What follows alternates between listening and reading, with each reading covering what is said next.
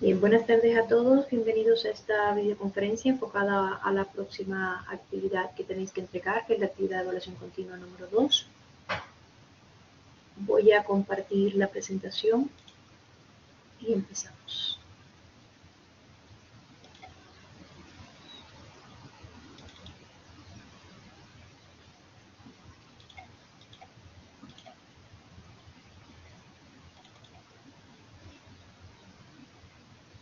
Vale. Bueno, pues exactamente igual que la actividad de evaluación continua, también tenéis un nuevo control que también se abre en esta semana. Bueno, como los anteriores, como el anterior control, pues podéis encontrar preguntas pues, de muchos tipos, de emparejamiento, de verdadero o falso, de botones de opción, de casilla de verificación, de rellenar contextos cortos, de pequeños cálculos, etc. Y tenemos ya la segunda actividad de evaluación continua, que es el objetivo pues, bueno, de esta videoconferencia. Recordamos que estas actividades son obligatorias y que tienen un peso en el libro de calificaciones de un 20% dentro de lo que es el total del libro.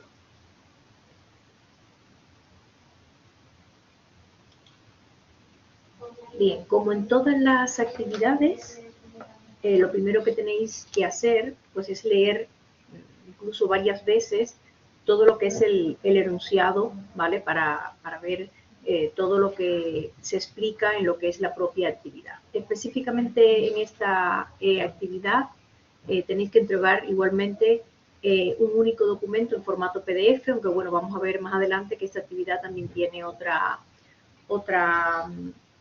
parte que no pertenece a la actividad, pero sí es un problema en el que pueden acumular 0,5 puntos para el examen final, ¿vale? Entonces, además del documento PDF de la propia actividad, ¿vale? Vais a tener que entregar otros ficheros que ahora le vamos a ver. Pues bien, todas las actividades de evaluación continua tienen una primera página con una pequeña portada, ¿vale? Mínimo, pues el título de lo que es el documento, vuestro nombre y apellido y la fecha de realización. Y luego para cada una de los ejercicios y en las siguientes páginas, pues van a poner pues, el enunciado del problema, los datos del problema, la solución y explicación del problema y al final me van a añadir un formulario. El formulario es exactamente igual que en la actividad anterior, ¿vale? Si queréis solamente me ponen las fórmulas relacionadas con esta actividad de evaluación continua y como siempre recomiendo hacer el formulario antes de empezar a hacer la actividad de evaluación continua, hacen el formulario y a continuación hacen lo que es la actividad, ¿vale? De manera que se puedan familiarizar con el documento y que cuando lleguen al examen final no estén perdidos buscando fórmulas por el documento, sino que sepan exactamente dónde está cada una de las fórmulas. Entonces, bueno, como siempre, para cada uno de los problemas, pues tenéis que leerse el problema, decidir qué objetos intervienen, qué van a estudiar, qué normas se pueden aplicar a lo que son esos objetos y a partir de ahí ya lo primero siempre es hacer un diagrama. O sea, siempre van a tener en la mayoría de las actividades, por no decir en el 100%, un diagrama. No tiene que ser un plano dibujado en AutoCAD ni nada de eso. O sea, se trata de un croquis, ¿vale? De manera que puedan representar pues, las fuerzas, que puedan representar los vectores, etcétera, ¿vale? Lo que haya que representar en el ejercicio. A partir de ahí extraemos los datos. Los datos, si quieren, pueden convertirlos al sistema internacional en ese momento o lo podéis hacer en otro momento, pero siempre extraemos los datos para ver qué tenemos y hasta dónde tenemos que llegar. Luego aplicar y ver qué principios de la física se pueden integrar con ese problema, ¿vale? De una manera que usen ustedes pues, el sentido común, ¿no? O sea, identificar qué tipo de movimiento para ver qué principio de la física se puede aplicar. A partir de ahí, pues seleccionamos qué ecuaciones o qué definiciones se van a referir a esos datos involucrados, de manera que podemos llegar a una solución óptima. A continuación llevamos a cabo pues, los diferentes cálculos, ¿vale? Y una vez que tengan los resultados, pues recordar que nunca se pueden olvidar las unidades, ¿vale? Normalmente en mecánica pues se redondean con 2 decimales, es suficiente. Y a continuación, una vez que tienen el resultado y tenían un ejemplo en la actividad de evaluación continua anterior, pues tenéis que analizar si esos resultados son razonables, ¿vale? Sobre todo cuando se trata de conceptos que conocemos nosotros normalmente. Y luego, por último, como os decía, además de lo que son las unidades, en lo que son los resultados finales, también analizar los signos. ¿Qué significa un signo negativo en un resultado? ¿Qué significa un signo positivo? O sea, ver si es lógico el resultado a partir de esos signos que les ha dado lo que es el problema. Bueno, entonces, sin más, empezamos con lo que es la actividad. Tenéis un primer problema, que es un típico problema de movimiento relativo.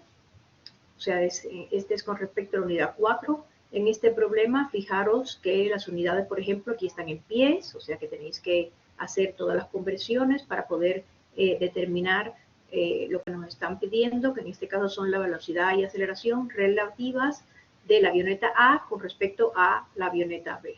O sea, es un problema pues bastante sencillo. En el problema 2, pues les doy como dato, bueno, además del diámetro de la pelea y la densidad del material, que en este caso es el acero, les pido que determinen la masa y el peso del borde, ¿vale? Conociendo todas estas dimensiones que además tenemos de lo que es la polea. Entonces, tenéis unos teoremas, que son los teoremas de Pappus y Goulding, que relacionan lo que son las superficies y los sólidos de revolución. Las superficies las relacionan con el área, obviamente, y los sólidos de revolución los relacionan con el volumen. Pues entonces, si aquí nos están pidiendo la masa y el peso y nos dan la densidad, pues analizar cuáles del teorema, de uno u otro, pues podemos aplicar para poder llegar a determinar lo que es la masa y el peso de lo que es esta figura en revolución.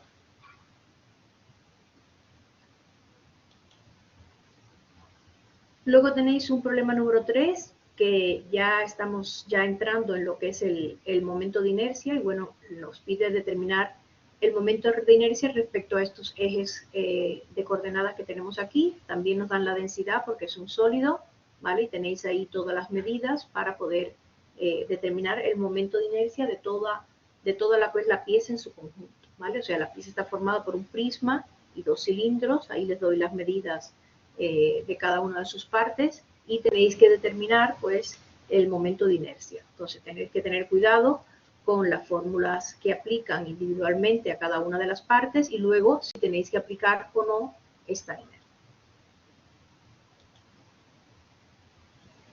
Luego tenemos un problema número 4, que es un poco el proceso contrario. O sea, yo aquí les estoy dando los momentos de inercia de dos puntos y lo que les pido es la ubicación de lo que es el eje centroidal, ¿vale? Por lo tanto, tienen que empezar de atrás para adelante. O sea, tenéis que empezar por el momento de inercia con Steiner de esos puntos y a partir de ahí, pues le van a quedar unas ecuaciones de forma tal que puedan ustedes, pues, calcular la ubicación de ese eje centroidal que imaginariamente ahora mismo está colocado aquí en GG', ¿vale? O sea, es un poco al revés. Una vez que tengan ya esas distancias, pues calcular el radio de giro pues es bastante más sencillo. Como les decía, tenemos un problema extra, que este problema extra van a poder obtener 0,5 puntos para lo que es el examen final presencial y tenéis que sencillamente demostrar de una manera numérica, o sea, manualmente, y con un programa CAD, con el programa CAD que ustedes quieran, siempre y cuando que calcule propiedades físicas, lo que es el momento de inercia centroidal de esta figura que tenéis aquí. ¿Vale? O sea que tenéis que demostrarlo numéricamente y con un programa CAD. Es decir, que ambos resultados le tienen que salir igual para que el ejercicio sea correcto. Entonces, en los laboratorios de la unidad 5 y la unidad 6 de centro de gravedad y momento de inercia, tenéis ahí específicamente para AutoCAD 2 vídeos donde les explico cómo se calcula el centro de gravedad de una figura plana y el momento de inercia de una figura plana. O sea que se pueden ayudarse con esos vídeos para poder determinar la figura el centro de gravedad, el momento de inercia de esta figura plana, ¿vale? Y repito, también lo tenéis que demostrar manualmente, no solamente con los programas, o sea que les tienen que dar los mismos resultados para poder lograr lo que son los 0,5 puntos. Me tienen que apuntar el desarrollo manual numérico, ¿vale? Y el fichero que sea, si es en SolidWorks, si es en AutoCAD, o donde ustedes quieran determinar lo que es el problema. Entonces, preguntas que tengáis. A ver que se ha incorporado más. Carlos, Javier, María. Preguntas que tengan acerca de la actividad. Javier, dime, Javier. ¿Me escucháis bien? Sí, vale. Yo perfectamente. Vale, tengo una pregunta respecto a este último ejercicio extra. Sí. Y es, se dice, bueno, cuando lo hagamos en AutoCAD, el cálculo hay que ubicar justo en el punto 00 la figura para luego poder hacer el comando y Sí. que nos dé los datos, ¿no? Eso es. Pero, sin embargo, lo que pide es, digamos, el momento de inercia centroidal, ¿no? Lo que hay que calcular. Con lo cual, si queremos comparar AutoCAD con el cálculo numérico, en algún momento tendremos que ubicar la figura ya no solo en el punto 00, sino o sea, el centroide de la figura tendrá que estar ubicado en el 00. Claro, Vale. Claro, eso es. Vale. Sí, en algún momento lo tienes que llevar allí. Vale. Luego tenía otra pregunta en el ejercicio 3, que son 2 cilindros y un prisma. Ajá, sí. Entonces, ahí, aplicando Steiner respecto a los cilindros, digamos que la distancia entre ejes, entiendo yo que sería la hipotenusa, ¿no? Porque no es una... Digamos, siempre en Steiner tenemos que buscar la distancia entre ejes paralelos, ¿no? Y yo entiendo que el eje paralelo del eje Z en el cilindro sería la hipotenusa, o sea que es un poco... Bueno, yo creo... Es mi suposición, ¿eh? No sé si voy bien por ahí. O sea, los cálculos, las distancias salen directas. Vamos, las puedes calcular directamente. Es que, claro, como dice, buscar el momento de inercia respecto a los ejes, a los 3 ejes, hay un eje, que es el eje Z, que justamente respecto al cilindro está como, si no lo he interpretado mal, está como en diagonal, no es tan directo el cálculo de la distancia. A ver si es que no me estoy liando yo, ¿eh? No sé. Sí, están los tres parten los tres del centro.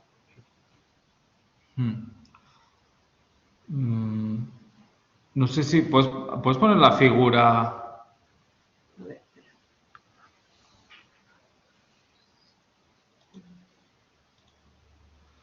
Vale. O sea, están aquí los tres, parten del centro. Sí, parten del centro, pero por ejemplo, cuando calculamos el momento de inercia respecto al eje Z del cilindro, digamos que sería como yo sí ubico en esta misma figura el centroide del cilindro y trazo una línea hasta el origen actual, o sea, el punto 00, me cae en diagonal, ¿no? En este caso tengo que hacer un cálculo de la hipotenusa. Con respecto al eje Z, a ver, eso está en centímetros, pues tienes yo lo he interpretado así. Tienes 2 por un lado del cilindro y 4. O sea, sería 1, que sería la mitad del prisma, más 1, que sería la mitad del cilindro. No, más 1,5, que sería la altura del cilindro. Sí. O sea, serían 2,5. Esto en cuanto a eje X. Sí. Y luego en cuanto a eje Y, sería la mitad del prisma, que si no veo mal ahora, son 12, serían 6 más 1 del diámetro de... O sea, 6 menos 1, o sea, son 5. 5 en el eje Y y 2,5 en el eje X, con lo cual entiendo que hay que hacer como una hipotenusa del triángulo que queda, o yo lo interpreto así. Si no, paso un correo para explicarme un poco mejor, porque igual ahora sí... Sí, pero no, o sea, no lo tengo aquí delante, pero no, o sea, yo le veo las distancias directas, ¿sabes? De cada eje. O sea, eso con respecto al cilindro, ¿eh? Con Sí, respecto al es que cilindro, yo lo con veo la distancia respecto al... directa. Cuando el cilindro gira alrededor del eje X, lo veo muy Ujú, directo. Cuando gira sí, alrededor de Y, también. Pero sin embargo, cuando hay un giro alrededor de Z, mm, como que, así como está ahora ubicado el eje, veo una mm, distancia en diagonal. no, que no, No. olvídate que no tiene, Vale, vale, vale. no, No, alrededor del no. eje Z, no. O sea, puede ser la sensación que te da por las tres dimensiones, pero no. Vale. Ah, O sea, vale. son Sería la del eje Y. Solo la del eje Y. Vale. la del eje Y, tienes, la del eje Y tendrás 0,025, a ver, la del eje Y, tienes todos. Sería 6 menos 1. No, no. Bueno. A ver, lo estoy mirando.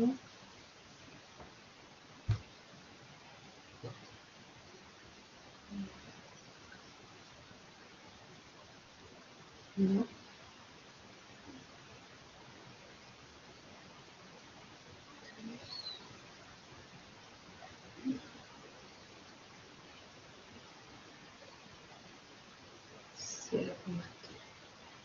A ver, o sea, son 6 por aquí. Claro, o sea, serían... O sea, si le quitamos el cilindro, son, o sea, 0,025, ¿no? ¿No me da?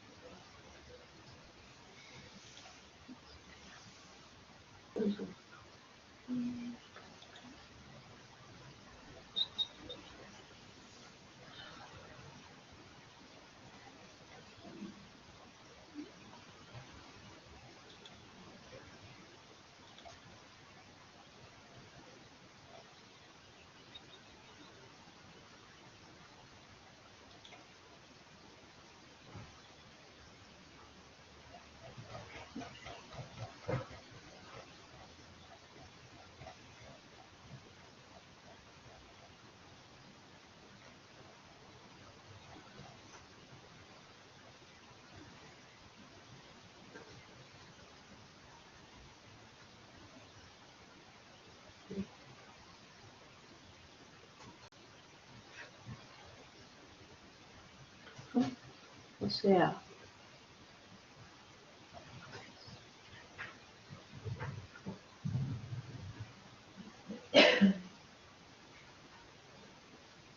en el eje X con respecto al cilindro,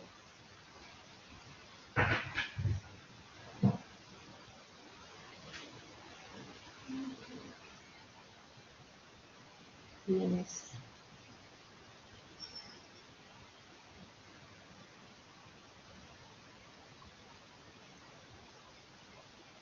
Sí, o sea, son la Porque distancia cuadrada. Bueno, sí, la tienes que calcular, pero a ver, sí, claro, sería 0,025. Con respecto al eje Y,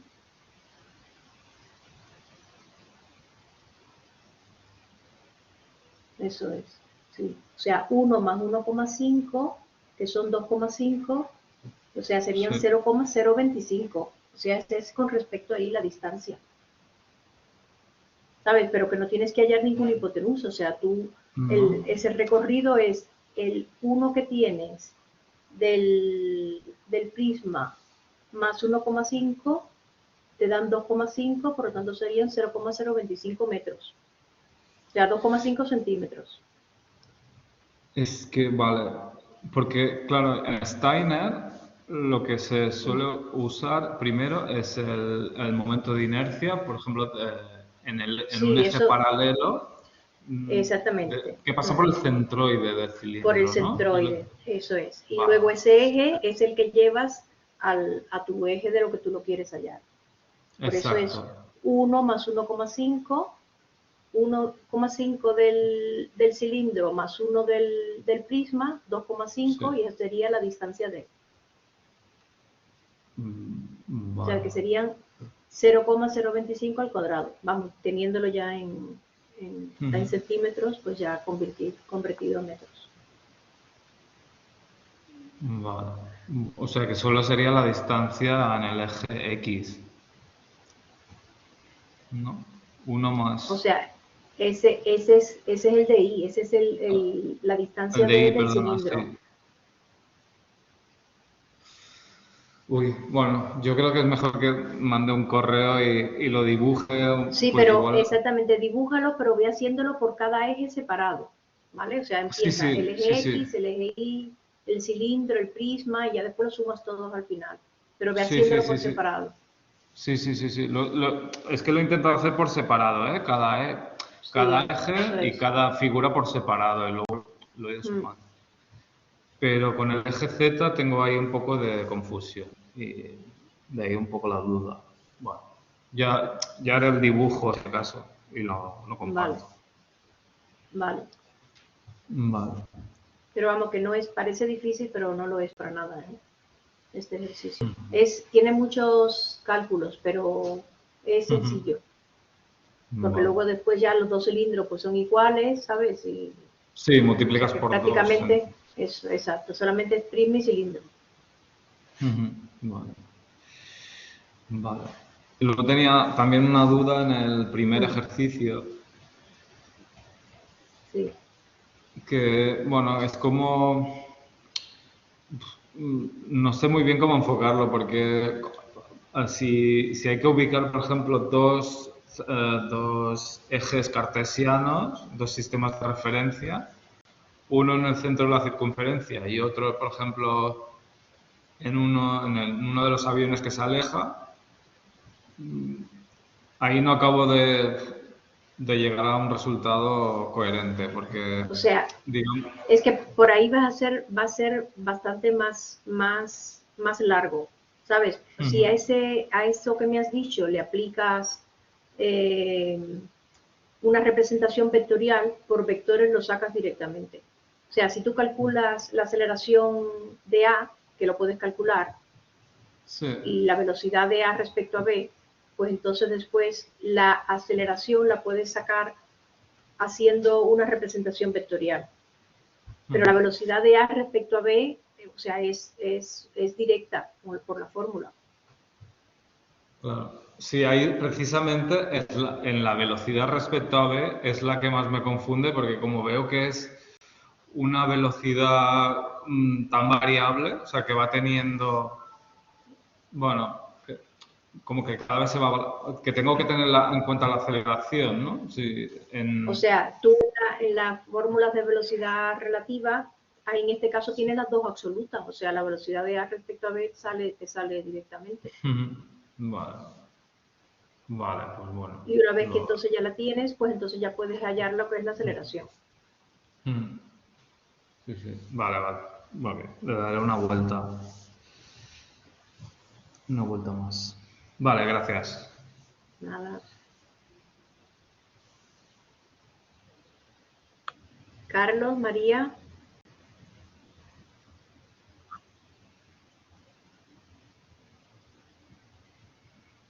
No, yo por ahora no. Vale. ¿Y Vale. Carlos?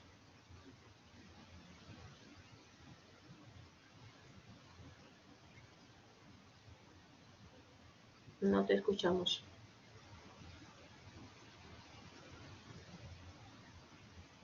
Puedes hablar por el chat, Carlos.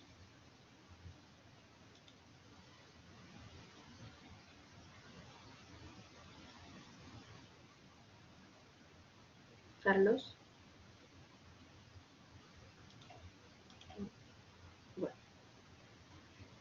Bueno, pues nada, chicos. Ah, vale, Carlos, de momento tampoco, vale. Vale, Carlos, gracias. Bueno, pues entonces ya sabéis, podéis ponerse a trabajar con la actividad. Cualquier duda que tengáis, pues me mandáis un correo y lo vamos aclarando. Y por favor, hacer primero el formulario, ¿vale? Primero el formulario para que así ya lo tengan hecho, se familiaricen con el trabajo de ese documento, porque recuerden que es el que van a llevar al examen final, ¿vale? Y bueno, si os da tiempo, pues intentar hacer el problema de AutoCAD, porque además de los puntos, pues es un ejercicio muy bonito. Javier, dime. Sí, el formulario, Sí, digamos que el que llevamos al examen es exactamente el mismo que hemos entregado en las AEX. exactamente, Vale, sí. vale, Yo a vale. algunos le he hecho correcciones, si no te he hecho correcciones a ti es que está correcto, Vale, ¿vale? vale, vale. Y por ejemplo, en estos tres temas de ahora, que estábamos viendo ahora momentos de inercia y eso, que hay toda una serie de tablas con momentos de inercia. Claro, eso no hace falta que lo pongan en el formulario, porque si en el Vale, examen final el que les caiga problemas de esto, yo les doy la tabla, por ejemplo, si es momento de inercia de figuras planas, pues les doy una tabla de los momentos de inercia de figuras planas. Y así mismo con los centros de gravedad, o si es de sólido, ¿vale? O sea que esas no tenéis que ponerlas. vale. Gracias por aclararlo, que se me ha olvidado decirlo, Sí, sí, ok. ¿vale? Y así mismo con los radios de giro, igual.